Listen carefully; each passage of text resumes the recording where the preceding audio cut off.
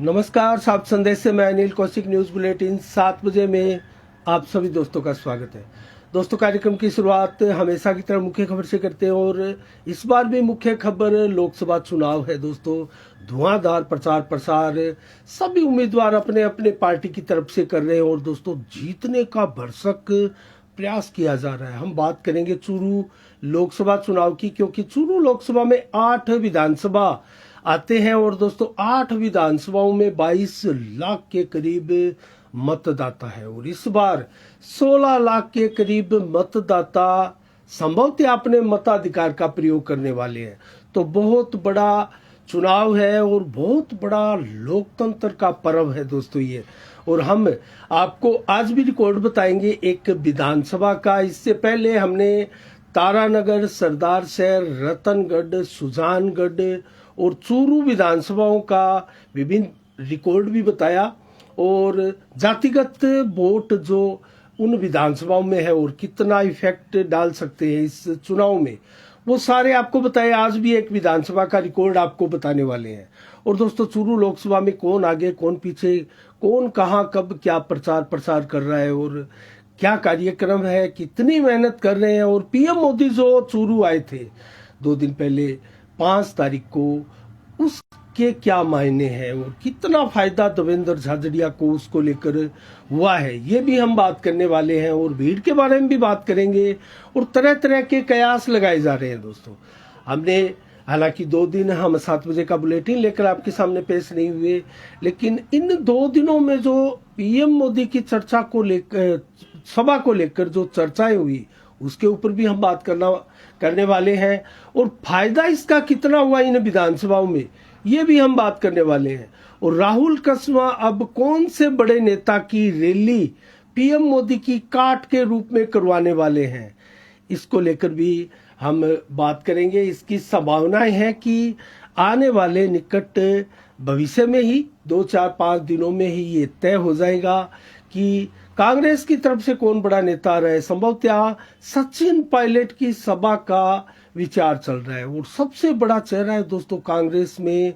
राजस्थान की बात करें तो स्टार प्रचारकों में, तो देखते हैं कितना फायदा मिलेगा और कब आएंगे कि नहीं आएंगे और क्या रहेगा। हमारी नजरें इस पर तो बनी हुई है। हम आज आपको एक विधानसभा का जातिगत रिकॉर्ड भी बताने वाले हैं। हम सादुलपुर विधानसभा की बात करेंगे, राहुल कसवा के गढ़ की बात करेंगे। राहुल कसवा का ये गृह निवास है और ये भाजपा का गढ़ रहा है। हम बात करेंगे भाजपा का गढ़, हम इस लिहाज से नहीं कह सकते दोस्तों, क्योंकि उस लिहाज से कह सकते हैं कि यहाँ से राम सिंह कसवा इसी लोकसभा से 4 बार सांसद बने, राहुल कसवा 2 बार बने और जो 6 बार लगातार सांसद बनने वाले हैं वो परिवार राजगढ़ में निवास करते हैं। लेकिन राजगढ़ में इनकी स्थिति क्या है, उसको लेकर भी बात करेंगे। और भाजपा की संभावनाएं कितनी है, उसको लेकर भी बात करेंगे। जातिगत वोटों की भी बात करेंगे। और इससे पहले मैं दोस्तों छोटी छोटी खबरें हैं आपको बता देता हूं। पहले जो आसपास की खबरें हैं, डॉक्टर नरेंद्र राजपाल बेनीवाल दोस्तों भादरा के विवेकानंद स्वास्थ्य सेवा समिति में अपनी लगातार सेवाएं दे रहे हैं। उनके द्वारा एक बहुत बड़ा ऑपरेशन किया गया दोस्तों, क्योंकि वो हड्डी जोड़ रोग विशेषज्ञ है, MS ऑर्थो की डिग्री है उनके पास और कितने शानदार व्यक्तित्व के धनी है, उतने ही दोस्तों वो ऑर्थो माने जाते हैं। और उनके हाथ में कितना जस है और कितने शानदार तरीके के साथ वो ऑपरेशन करते हैं, कितनी सहजता के साथ मरीज के साथ, पेशेंट के साथ वो बात करते हैं। और आधा रोग तो कहते हैं कि डॉक्टर अपनी बातों से ही जो है वो पेशेंट को ठीक कर देते हैं। तो ये सारी खासियतें हैं डॉक्टर नरेंद्र राजपाल बेनीवाल में। दोस्तों, इसकी हम बात करने वाले हैं। तो हड्डी जोड़ रोग विशेषज्ञ MS ऑर्थो द्वारा एक ऐसा ऑपरेशन किया गया है जो कि सामान्य पद्धति से संभव नहीं था। दोस्तों, आखिर ऐसा क्या ऑपरेशन था, मैं जल्दी से आपको बताऊं तो 45 वर्षीय एक व्यक्ति का दोस्तों इस प्रकार एक्सीडेंट हुआ था कि घुटने से नीचे पांव की उसको इतनी जबरदस्त चोट लगी कि 10-12 हड्डियों के टुकड़े हो गए थे। 10-12 टुकड़े हड्डियों के। और ये केस डॉक्टर नरेंद्र राजपाल बेनीवाल के पास आया। तो उन्होंने इसका ऑपरेशन करना चाहा, लेकिन उन्होंने देखा कि इतने जबरदस्त तरीके से एक्सीडेंट के चलते, चोटों के चलते घुटने में जबरदस्त सूजन है, और उस सूजन के चलते, अत्यधिक सूजन के चलते सामान्य प्लेट से ऑपरेशन मुश्किल था, एक प्रकार से नामुमकिन सा था। उसके बाद में डॉक्टर ने डिसीजन लिया कि एक रशियन तकनीकी अलिजारो जिसको बोलते हैं, उस तकनीकी से इस ऑपरेशन को किया और सफल ऑपरेशन किया। ये बादरा में पहली बार इस प्रकार का ऑपरेशन हुआ और दोस्तों सफल ऑपरेशन हुआ। और मैं आपको बताऊं तो ये प्रथम ऑपरेशन ही नहीं, एकमात्र एलिजारो सर्जन भी माने जाते हैं डॉक्टर नरेंद्र राजपाल बेनीवाल, एकमात्र एलिजारो सर्जन जिसको बोलते हैं, जो इस पद्धति से जो है ऑपरेशन करने में सक्षम है। तो बहुत बड़ी खुशी की बात बादरा के लिए भी है, बादरा वासियों के लिए भी गौरव की बात है।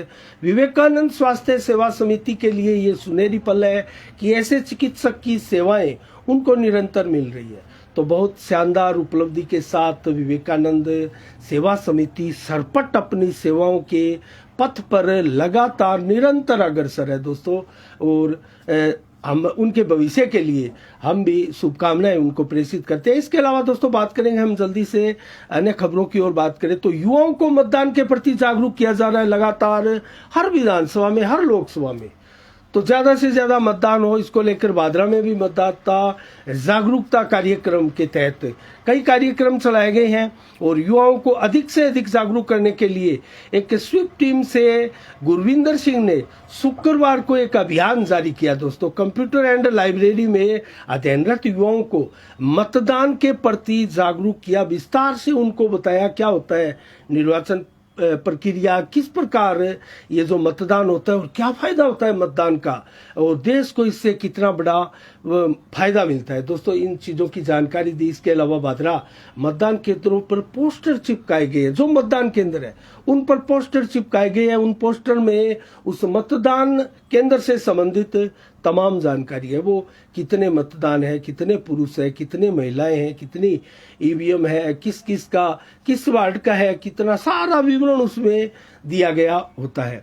तो ऐसे जो मतदान केंद्रों पर पोस्टर चिपकाने का कार्य भी किया गया। अब हम दोस्तों बात करेंगे, असल मुद्दे पर आते हैं, समीक्षा पर हम आते हैं, और सबसे पहले बात कर लेते हैं जो 5 तारीख को पीएम नरेंद्र मोदी की रैली हुई थी, सभा हुई थी चूरू में, पुलिस लाइन में जो सभा हुई थी, विशाल काय उस मैदान में जो सभा हुई थी, उसकी कैपेसिटी क्या थी, जो टेंट वगैरह लगाए गए थे वो उसकी कैपेसिटी क्या थी, बाहर किस प्रकार का आलम था, वातावरण था। हम भी गए थे, हमने वहां ग्राउंड रिपोर्ट भी दिखाई थी, आपने देखा भी होगा यूट्यूब चैनल और फेसबुक चैनल पर आपने वो रिपोर्टें भी देखी होगी। तो बाहर का नज़ारा भी हमने दिखाया, जब पीएम संबोधन कर रहे थे उस समय भी हम बाहर आए थे और आसपास का रोड का, सड़कों का, बाजार का नज़ारा आपको दिखाया था। तो वो सारी चीजें देखकर हम उस भीड़ का आकलन भी करेंगे, आपको बताएंगे, उस सभा के बारे में बताएंगे। लेकिन सबसे पहले एक बड़ी बात मैं आपको बताऊं तो जो उस सभा को मैनेज करने वाले थे, जिन्होंने जितना मैनेज किया था, बीजेपी के वो चाहे कोई भी लोग हैं, जिन्होंने ये व्यवस्थाएं की थी वो अपर्याप्त व्यवस्थाएं थी दोस्तों, और उसका हमने बारीकी से अध्ययन भी किया। और अगर आप देखेंगे तो भीड़ के लास्ट सिरे पर आप खड़े हो जाएंगे और वहां से आप सभा में संबोधित कर रहे नेता का भाषण आप सुनेंगे तो आपको बहुत धीमी आवाज सुनाई देगी। स्पीकर इस कदर रखे हुए थे कि आवाज आगे नहीं जा रही थी। एलईडी की व्यवस्थाएं नहीं की गई थी कि पीएम मोदी की सभाओं में अक्सर एलईडी की व्यवस्थाएं होती है ताकि भीड़ को कंट्रोल किया जा सके। यहाँ भीड़ कंट्रोल नहीं थी दोस्तों, लाख प्लस भीड़ थी लेकिन भीड़ कंट्रोल नहीं थी। हालांकि जो पंडाल बनाया गया था, कुर्सियां आदि लगाकर विभिन्न तौर तरीकों से लंबा चौड़ा पंडाल बना था, वो पंडाल महज 60 से 70 हजार लोगों के लिए ही बना था, लेकिन वो पंडाल पूरा था, बुक था, फुल था। उसके अलावा जब पीएम मोदी संबोधित कर रहे थे उस समय हमने उस रोड का नजारा भी दिखाया, जो आगे, जो पुलिस सिविल लाइन से आगे मेन रोड है उसके ऊपर था, किलोमीटर तक लाइन लगी थी दोस्तों, सब लोगों के, ग्रामीण क्षेत्रों से आने वालों की। और बाजारों में चूरू के प्रत्येक बाजार जैसे जाम लग गया हो। और जो 2-3 मार्गों से लोग आ रहे थे विभिन्न विधानसभाओं में से, दोस्तों उन सभी मार्गों पर जाम लगा था, लोगों की, पैदल मार्च करने वालों की भीड़ थी। और जहां तहां कहीं भी आपको जगह नहीं दिखाई दे रही थी, कॉलोनियों तक में, गलियों में गाड़ियां खड़ी थी दोस्तों। तो कुल मिला के भीड़ का आंकलन तो ठीक है, लेकिन मैनेज की हम बात करें तो भाजपा के उन जिन कार्यकर्ताओं ने, जिन मैनेजमेंट कर्ताओं ने ये जो मैनेज किया था वो पर्याप्त नहीं था।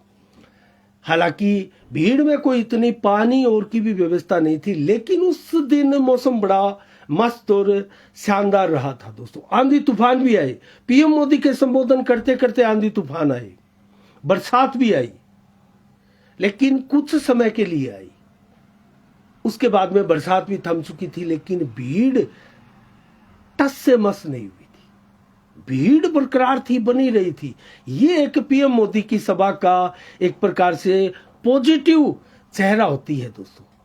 पॉजिटिव पहलू पीएम मोदी की सभाओं का ये होता है कि भीड़ जो है वो पीएम मोदी को सुनने के लिए आती है, और पीएम मोदी बोलते हैं तो पूरा हल्ला, शोर जो है मोदी मोदी मोदी का शोर सुनाई देता है, कोने कोने से, चारों ओर से, दूर दूर तक। महिलाओं की संख्या भी इसमें बहुत ज्यादा थी, काफी थी महिलाओं की संख्या भी।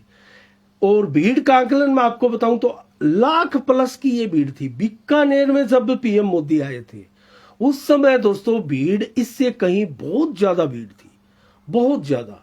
हम उस समय भी वहां कवरेज करने के लिए गए थे, लेकिन यहां जो भीड़ थी वो भीड़ चूरू लोकसभा के लिहाज से अच्छी थी। चूरू लोकसभा के ही लोग इसमें ज्यादातर आए थे। हालांकि यहां से साधने का प्रयास तो झुंझुनू जिले को भी किया गया पीएम मोदी द्वारा, आसपास के अन्य लोकसभा क्षेत्रों को भी साधने का प्रयास किया गया, लेकिन भीड़ जो थी वो चूरू लोकसभा। और एक प्लस पॉइंट और बताऊं मैं आपको, ये जो भीड़ थी उसमें 8 विधानसभाओं में, सुजानगढ़, रतनगढ़, सरदार शहर, चूरू, राजगढ़, तारानगर, नोहर, बादरा, इन सभी 8 विधानसभाओं में जो सबसे ज्यादा भीड़ थी, अगर चूरू लोकल को हम छोड़ दे, क्योंकि लोकल है वहां से बहुत ज्यादा साधन करके, और शहर से भी बहुत बगैर साधन के ही लोग आ सकते हैं, लेकिन वहां से ज्यादा आ सकते हैं। तो चूरू लोकल की अगर छोड़ दे तो 7 विधानसभाओं में सबसे ज्यादा जो लोग थे वो बादरा विधानसभा के थे।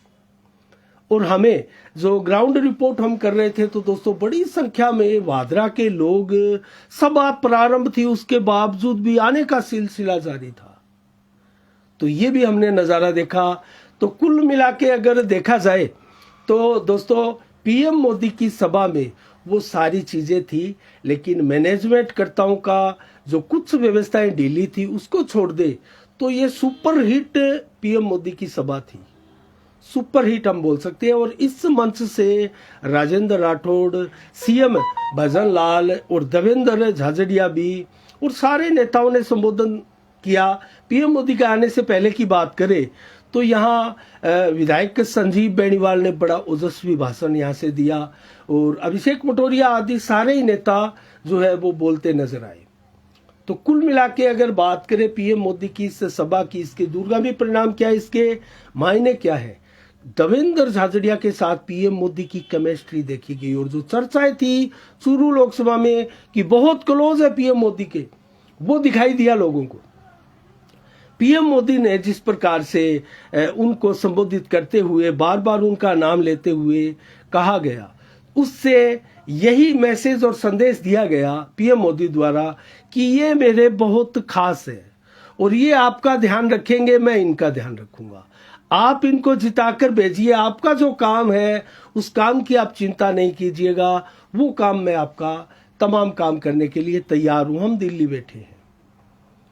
तो कुल मिला के मैसेज, संदेश स्पष्ट था। और पीएम मोदी की सभा के बाद देवेंद्र झाझड़िया के ग्राफ में तेजी आई है, और सभी 8 विधानसभाओं में, और विशेषकर सुजानगढ़ विधानसभा में तो बहुत ज्यादा फायदा मिला है, क्योंकि सुजानगढ़, अगर बादरा की बात करें, सबसे ज्यादा दर्शक लोग यहां से रैली में पहुंचे थे, शायद संभवतः संजीव बेनीवाल के नेतृत्व में, तो वो सबसे ज्यादा लोग थे। तो नंबर 2 की बात करें तो चूरू को छोड़ दे तो सुजानगढ़ के लोग बहुत ज्यादा थे, नौर के लोग भी बड़ी संख्या में थे। तो ये फायदा एक कहीं ना कहीं सभा में भी मिला और सभा में अच्छी खासी भीड़ भी दिखाई दी। तो अब हम बात करेंगे दोस्तों उसके मायने क्या है और राहुल कसवा अब किस नेता को बुला सकते हैं, कितनी ऊहापोह कांग्रेस में है, कहीं ना कहीं कमजोरियां, वीकनेस आई है राहुल कसवा में। और पीएम मोदी की सभा के बाद एक सन्नाटा सा छा गया कांग्रेस में, और जैसा कि कांग्रेस में छाई जाता है, राजस्थान पूरे देखे तो 2019 हो, 2014 हो, 25 की 25 लोकसभा सीट जो है वो बीजेपी को जाती रही है। इस बार भी संभावनाएं यही जताई जा रही है। फिर भी अगर रविंदर भाटी की वो सीट छोड़ दे राजस्थान की, क्योंकि उनकी लोकप्रियता दोस्तों जबरदस्त दिखाई दे रही है और वो निर्दलीय खड़े हैं, वो निर्दलीय जीत सकते हैं वहां, हालांकि कांग्रेस तो वहां भी नहीं जीत पा रही है, वो निर्दलीय खड़े हैं। हो सकता है वो सीट रविंदर भाटी जो है वो निकाल दे। लेकिन चूरू की बात करें या अन्य सीटों की बात करें तो अन्य सीटें लगभग भाजपा के कंट्रोल में है और शानदार डैमेज कंट्रोल किया है भाजपा ने। और यहां जो बागी खड़ा हुआ कांग्रेस की टिकट ली, यहां भी डैमेज कंट्रोल हर विधानसभा क्षेत्र पर और सत्र पर किया जा रहा है। तो गांव गांव में इस तरह का डैमेज कंट्रोल किया जा रहा है, जिसका फायदा तो संभवतः मिलता ही है। हम बात कर रहे थे इतनी देर पीएम मोदी की सभा की और लगभग हमने बात की, भीड़ की भी बात की, उसके मायने भी जाने, और देवेंद्र झाझड़िया को निश्चित रूप से दोस्तों इसका फायदा मिलने वाला है, इसकी संभावनाएं पूरी है। लेकिन अब हम राजगढ़ विधानसभा की भी बात करेंगे और जातिगत वोट भी जानेंगे और इस विधानसभा में कौन आगे हो सकता है, कौन पीछे हो सकता है, चूरू लोकसभा में ऑल ओवर क्या स्थिति चल रही है, इसको लेकर हम बात करने वाले हैं। तो अब सबसे पहले अगर हम बात करें तो मैं आपको बता देता हूं देवेंद्र झाझड़िया के और राहुल कसवा के कार्यक्रम की। तो आज देवेंद्र झाझड़िया नौर विधानसभा में रहे और कल भी देवेंद्र झाझड़िया नौर विधानसभा में व्यापक दौरा है देवेंद्र झाझड़िया का। टीडियासर हो या फिर श्योरानी हो, मेघाना हो, बुगली हो, ललाना हो, दखनादा, उत्तरादा या फिर बड़बिराना, बोगराना, सूरपुरा, दलपतपुरा और इसके अलावा दोस्तों बात करें ललानिया की, गोरखाना की, अरेडकी की, इन तमाम गांवों में कल देवेंद्र झाझड़िया का सघन दौरा है और वो अभिषेक मटोरिया के साथ ही रहेंगे और अन्य भाजपा के नेता भी इसमें साथ रहेंगे। तो इसके अलावा बात करें दोस्तों हम राहुल कसवा की, तो राहुल कसवा आज सुजानगढ़ विधानसभा में रहे और कल सरदार शहर विधानसभा में सघन दौरा है राहुल कसवा का। गिड़गिचिया हो, बोजरासर हो, मालसर हो, बानीपुरा हो या फिर बुक्कनसर बड़ा, खेजड़ा, गाजूसर, डालमान और पांचेरा, मेहरी, मेलूसर, फोगा और जंगसर, ये इन गांवों में राहुल कसवा का ताबड़तोड़ जनसंपर्क अभियान है। तो दोनों ही नेता अपना अपना भरसक प्रयास कर रहे हैं। अब हम जातिगत वोटों की बात करने वाले हैं और दोस्तों पहले जानते हैं सादुलपुर में क्या हुआ था, अब तक का संसदीय रिकॉर्ड क्या है। 2019 की बात करें, राहुल कसवा 86,900 वोट लिए थे राहुल कसवा ने, ये बीजेपी की टिकट से 57.61% ये वोट थे। रफीक मंडेलिया जो लोकसभा में उनके सामने कांग्रेस की टिकट लेकर खड़े थे, 57,378 वोट लिए महज राजगढ़ विधानसभा में, ये 38% थे। यहां भाजपा की लीड थी 2019 में 29,522 वोटों की 2014 की लिए, क्योंकि यहां मोदी लहर थी, मोदी जी का नाम चल रहा था और मोदी जी की एक प्रकार से कृपा दृष्टि से या युवा राहुल कसवा को टिकट मिली थी 2014 में। राम सिंह कसवा को उम्र फैक्टर के चलते काफी लंबा समय हो गया था, उसके चलते उनकी टिकट काटी गई थी और एक रीजन ये था राहुल इस कसवा परिवार का जो है वो ग्राफ ज्यादा बढ़िया नहीं था, क्योंकि जीत बहुत छोटी छोटी हो रही थी। अब पीएम मोदी आ चुके थे, अपने हिसाब से कैंडिडेटों को टिकट देते हैं, ये उनकी स्टाइल है, उनकी अदा है, यही उनका एक प्रकार से इसी सूत्र से वो टिकट बांटते हैं। समीकरण अपना पार्टी का वो ध्यान में जरूर रखते होंगे और उस हिसाब से टिकट बांटते हैं। 2014 की बात करें तो भाजपा के राहुल कसवा 68,755 वोट लिए थे राजगढ़ विधानसभा में, और ये 19 से कम थे, 48.99% थे। और अविनेश महर्षि बसपा से खड़े हुए थे, वो 2 नंबर पर बोल रहे थे राजगढ़ विधानसभा में, 49,421 वोट लिए थे उन्होंने, और ये 35.21% थे। नंबर 3 पर प्रताप सिंह रहे थे कांग्रेस की टिकट से जो खड़े हुए थे, 16,951 वोट लिए थे। अब डिफरेंस अगर देखें, 19,334 वोटों की लीड ली थी भाजपा ने 2014 में राहुल कसवा जो खड़े हुए थे, क्योंकि ये मोदी लहर थी। और ये मोदी लहर हम इसलिए बता रहे हैं दोस्तों, क्योंकि पीएम मोदी 2014 में पीएम बन चुके थे, उससे पहले वो पीएम नहीं थे। उससे पहले अगर रिकॉर्ड यहां राजगढ़ में ही देखें, आप भी अंदाजा लगा देंगे।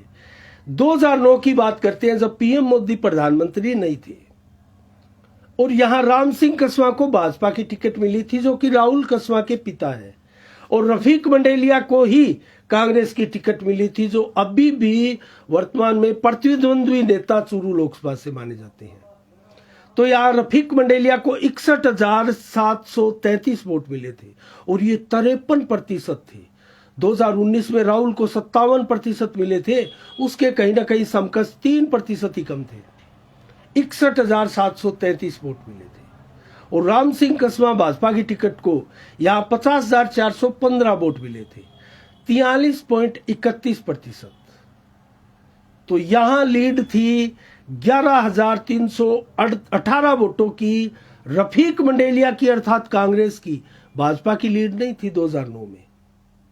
सरकार तो 2009 में अगर देखा जाए तो भाजपा की नहीं थी, लेकिन यहां लीड भी भाजपा की नहीं थी।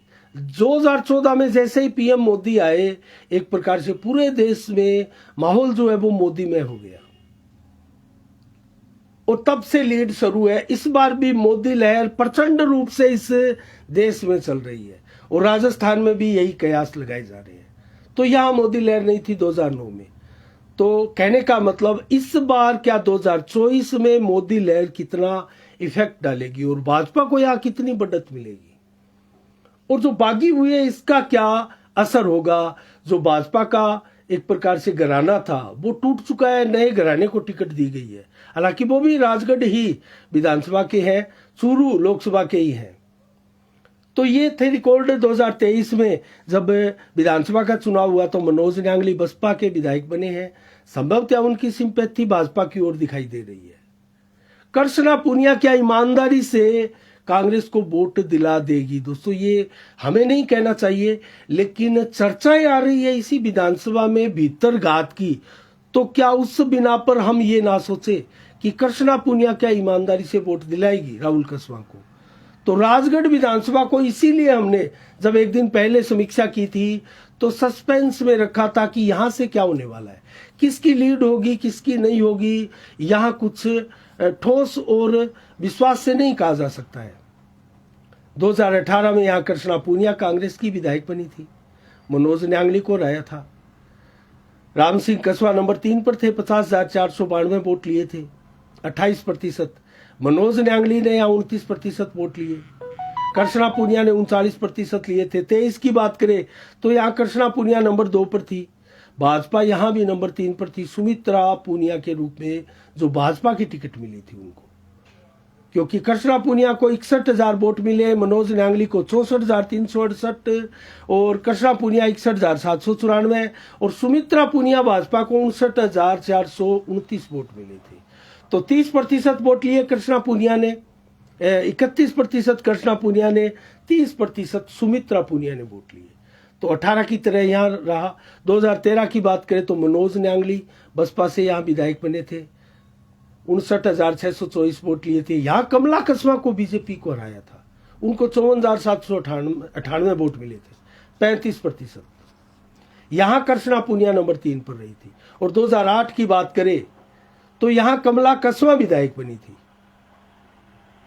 47,244 वोट लेकर भाजपा की टिकट से।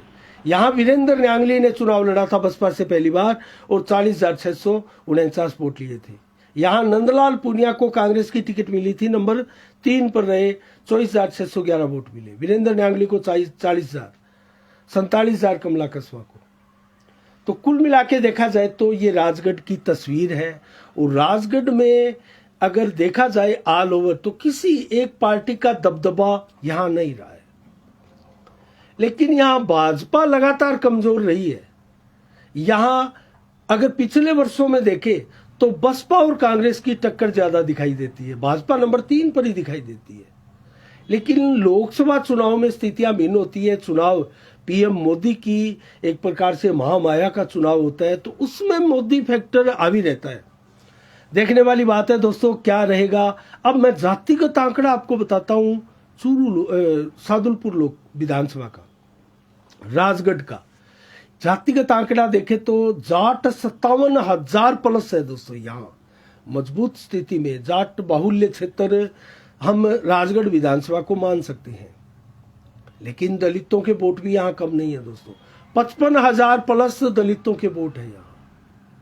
और मुस्लिम समाज भी 20,000 के करीब है, 19,350 प्लस यहाँ मुस्लिम समाज के वोट है। तो मुस्लिम समाज भी यहाँ अच्छी खासी तादाद में है। और इस बार अगर देखें तो मुस्लिम समाज और जाट समाज के वोट अगर राहुल कसवा को ज्यादा संख्या में मिले, क्योंकि मुस्लिम समाज के तो परंपरागत वोट है, लेकिन जाट समाज के वोट भी बहुतायत तो मिल सकते हैं राहुल कसवा को यहाँ सिंपैथी के चलते कि भाजपा की टिकट कटी, हो सकता है ये सिंपैथी।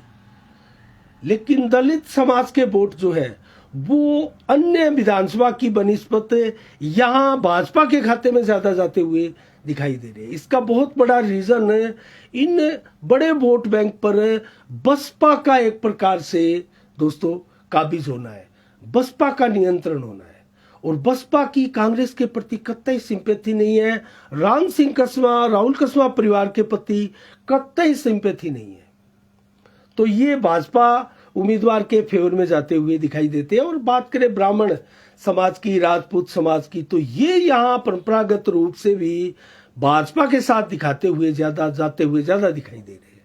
तो ब्राह्मण समाज भी 10,000 प्लस वोट है, राजपूत समाज के भी 12,000 प्लस वोट है, वैश्य समाज के भी 10,000 प्लस वोट है। वो भी परंपरागत रूप से मैक्सिमम अगर देखें तो भाजपा का ज्यादा वोटर रहा है। तो कुल मिला के दोस्तों राजगढ़ विधानसभा की स्थिति जो है, जातिगत आंकड़ा देखे तो यहां दिखता बराबरी का है मुकाबला, क्योंकि बड़े वर्ग जो है वो जाट बड़ा वर्ग है, वो जैसे अगर कांग्रेस की तरफ ज्यादा जाता हुआ दिखाई दे तो दलित वर्ग ज्यादा जाता हुआ दिखाई दे रहा है भाजपा की तरफ। तो यहां बराबरी का मामला दिखाई दे रहा है। और दूसरा वर्ग एक मुस्लिम वर्ग सबसे बड़ा है, वो कांग्रेस का परंपरागत वोट माना जाता है दोस्तों। यहां फायदा होता है कांग्रेस को, लीड लेने में आसानी यहां कांग्रेस को दिखाई देती है। लेकिन ब्राह्मण, राजपूत और वैश्य इनको मिलाए तो कुछ भी नहीं है मुस्लिम समाज, तो यहां इनका पलड़ा फिर भारी रहता है। तो ऑल ओवर अगर देखें तो भाजपा राजगढ़ से लीड बनाती हुई दिखाई दे रही है। राजगढ़ से भाजपा, बादरा से मैंने पहले भी आपको बताया था, निश्चित रूप से भाजपा यहां से लीड बनाती हुई दिखाई दे रही है। और हर बार यहां से भाजपा लीड बनाती है। पिछली बार का भी रिकॉर्ड देखें आप, 72,000 से अधिक की लीड। लेकिन इस बार जो 50,000 से लीड बनाई थी नौहर में भाजपा ने, वो नौहर में वो लीड भाजपा की दिखाई नहीं दे रही है। वहां गड़बड़ है, वहां भाजपा को करारी मात झेलनी पड़ सकती है। और भाजपा ही वहां जो है संतुष्ट है, और भाजपा ही उत्साहित भी है कि हम नौहर में लीड बना रहे हैं। तो ये तो दावे अमूमन दोनों के ही है, कमोबस ये तो दोनों ही पार्टियां दावे करती है। अब अगर बात करें सरदार शहर की, तो सरदार शहर में भाजपा काफी प्लस दिखाई देती है, अच्छा खासे अनुपात में भाजपा लीड लेती हुई दिखाई दे रही है। सुजानगढ़ की बात करें तो हमें लग रहा था कि सुजानगढ़ से कांग्रेस एक तरफा आगे बढ़ेगी, लेकिन वहां भी पीएम मोदी की रैली के बाद में सुजानगढ़ की फिजा बदली हुई है और वहां कुछ भी हो सकता है। तो सुजानगढ़ को हम इस कैटेगरी में अब नहीं ले सकते। रतनगढ़ को ले तो रतनगढ़ जरूर भाजपा के ही पाले में ज्यादा दिखाई देता है। वहां से लीड भादरा के बाद में अगर सबसे ज्यादा बड़ी कोई लीड भाजपा की कहीं हो सकती है भादरा के बाद, तो वो रतनगढ़ विधानसभा में हो सकती है। ये भी एक फैक्ट है दोस्तों। चूरू की हम बात करें ऑल ओवर, अगर चूरू विधानसभा की, तो चूरू विधानसभा कांग्रेसियों के लिए बड़ा उत्साहित क्षेत्र है, लेकिन यहां कांटे का मुकाबला है दोस्तों। एक तरफा आप यहां किसी की नहीं मान सकते, लेकिन संभावनाएं ज्यादा यहां कांग्रेस की हमें जान पड़ती है, क्योंकि जिस प्रकार से राजेंद्र राठौड़ चूरू से भागे तारानगर की ओर आए, और हालांकि चूरू में विधायक भाजपा का है भादरा की तरह, मात्र 8 विधानसभा में 2 विधायक है भाजपा के, एक भादरा से और एक चूरू से। उसके बावजूद हम आपको बता रहे हैं कि चूरू में भाजपा उतना ज्यादा कमाल नहीं दिखा पाएगी, ऐसा प्रतीत हो रहा है। तो क्या चूरू भाजपा को झटका दे सकता है? सुजानगढ़ राहत प्रदान कर सकता है, नौहर भाजपा को झटका दे सकता है, और भादरा, सरदार शहर, रतनगढ़, सुजानगढ़ और कहीं ना कहीं तारानगर और राजगढ़ भी, क्या यहां कांग्रेस को झटका मिल सकता है? ये देखने वाली बात है दोस्तों। अभी से भविष्यवाणी करना जल्दबाजी होगी, अभी समय पड़ा है, अभी धीरे धीरे फिजा बदल रही है, और कांग्रेस का कौन बड़ा लीडर आएगा, उसके क्या यहां परिणाम होंगे, उसके क्या मायने होंगे, और कितना फायदा वो राहुल कस्वां को करके जाएंगे, संबोधन क्या रहेगा, केमिस्ट्री क्या रहती है नेताओं की, भीड़ कितनी होगी उसमें, मैनेज कैसा होगा सभा का। जैसे मैंने भाजपा का आपको मैनेज बताया, मैनेज के लिहाज से वो सभा हालांकि अच्छी नहीं कही जा सकती भाजपा की, पीएम मोदी की सभा, लेकिन भीड़ और पीएम मोदी की सभा में जो कुछ होता है उस हिसाब से जरूर वो सफलतम सभा कही जा सकती है। लेकिन मैनेज अच्छा नहीं था दोस्तों, चाहे पीने के पानी की व्यवस्था हो या फिर माइक की व्यवस्था हो, बैठने की व्यवस्था हो, हालांकि कुर्सियां लगी हुई थी, लेकिन कहीं लोग खड़े हैं कहीं बैठे हैं, इस प्रकार की व्यवस्थाएं थी। जो लोग बीच में खड़े हैं उसके पीछे भी लोग बैठे हैं कुर्सियों पर। जब बीच में लोग खड़े हैं तो उनको मंच कैसे दिखाई देगा, ये हमने कमियां देखी भाजपा की सभा में। तो ये हम समीक्षा करेंगे कांग्रेस की भी, जब कांग्रेस की कोई बड़ी सभा होगी, तो ये भाजपा की सभा की कमजोरियां रही आगे से। अब जल्दी मैं आपको बताऊं, 2-3 दिन में अमित शाह का दौरा तैयार हो रहा है, और वो तारानगर में अमित शाह का दौरा हो सकता है। इसकी आधिकारिक सूचना अभी तक तो नहीं आई है, लेकिन अमित शाह आ सकते हैं तारानगर में। तो पीएम मोदी हो या भाजपा हो, अपना चांस गंवाना नहीं चाहती भाजपा। यहां इस सीट को चैलेंज के रूप में ले चुकी है, मैं आपको बताऊं, और चैलेंज राहुल के लिए उससे भी बड़ा चैलेंज है। पहली बार इतने वर्षों से, 40 वर्षों की राजनीति है, और भाजपा में वो बड़े हुए, पैदा हुए। उन्होंने जब पैदा हुआ तो भाजपा का ही माहौल देखा, तो वो एक प्रकार से कह सकते हैं भाजपा की गोद में पैदा हुआ नेता है, और चम्मच, चांदी का चम्मच लेके एक संपन्न परिवार में पैदा हुए नेता है, और भाजपा की ही रीति नीति में वो पले बड़े हैं। और पीएम मोदी की वो तारीफ करते हुए, जमकर तारीफ करते हुए कभी नहीं थकते थे, और आज भी वो कांग्रेस के राहुल गांधी की प्रशंसा नहीं करते हैं अपने पिछले 10 साल की योजनाओं की, और केंद्र से वो योजनाएं लेकर आए, विकास करवाया, उसकी तारीफ करते हैं। उसके तार जुड़े थे पीएम मोदी से, तो कहीं ना कहीं इनडायरेक्टली नाम लिए बगैर वो पीएम मोदी की हर योजना की प्रशंसा करते जा रहे हैं। क्या ऐसे में कांग्रेस की नैया पार होगी? क्या पीएम मोदी की योजनाओं की गोद में बैठकर कांग्रेस ये सीट फतेह कर पाएगी? ये बहुत बड़ी बात मैं आपको बता रहा हूं दोस्तों।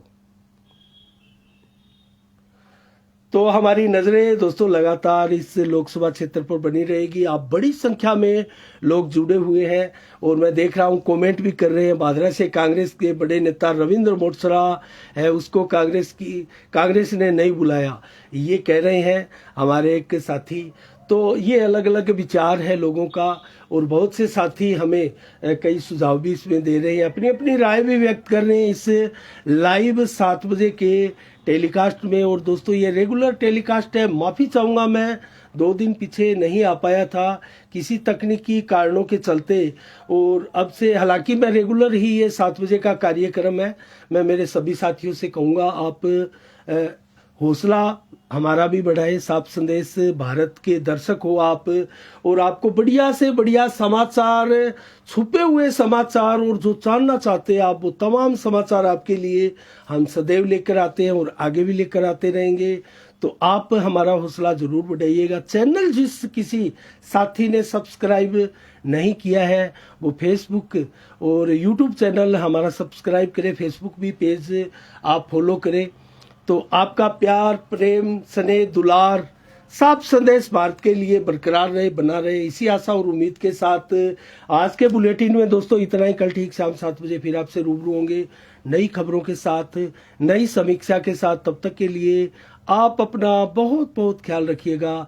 मुझे दीजिएगा इजाजत। साफ संदेश से मैं अनिल कौशिक, नमस्कार। जय भारत, जय जय राजस्थान।